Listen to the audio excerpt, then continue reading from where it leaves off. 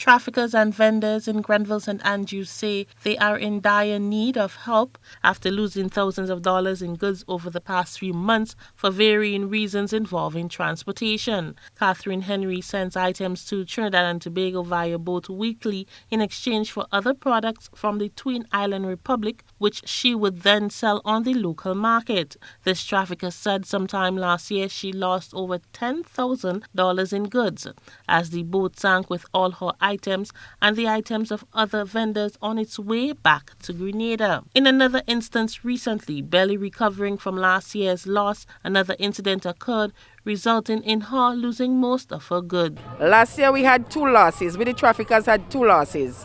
First, the boat sank, and I lose $25,000 on that boat.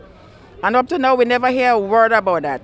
Second, about 3 months back, the boat was sinking across down in Maki down there, and they charged the majority of my goods, which was about $10,000. So between 3 months, I lost about $35,000, right? And it's me and a lot of other traffickers. Because with the traffickers, we go in over there and we're looking for the little damsel, the little spice, the little mango, the little soursop, and send to in Trinidad and sell it in order to buy our goods to send back. And up to now, nothing.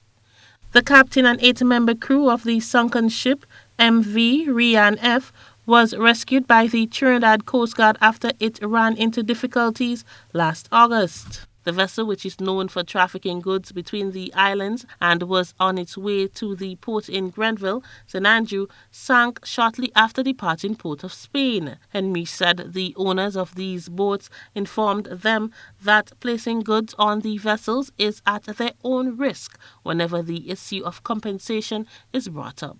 She spoke about how the situation has affected my business real bad because now it's just about 2 pallets of goods I could bring in. And then the duty on the port is so high, so you can't really bring in anything much.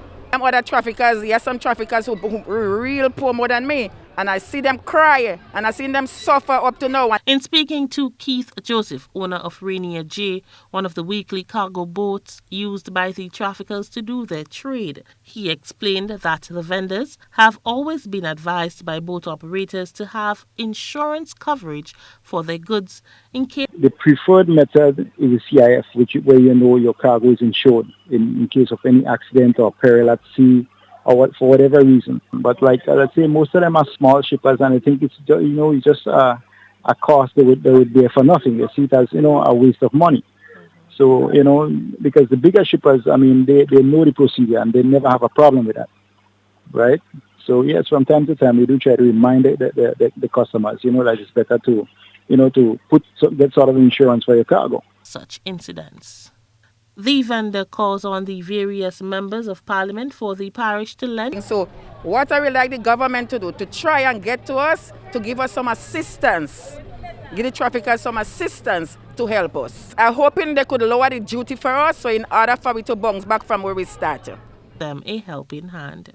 GBN could not establish a contact number for the owner or operators of the MV Ryan F regarding the traffickers' claim.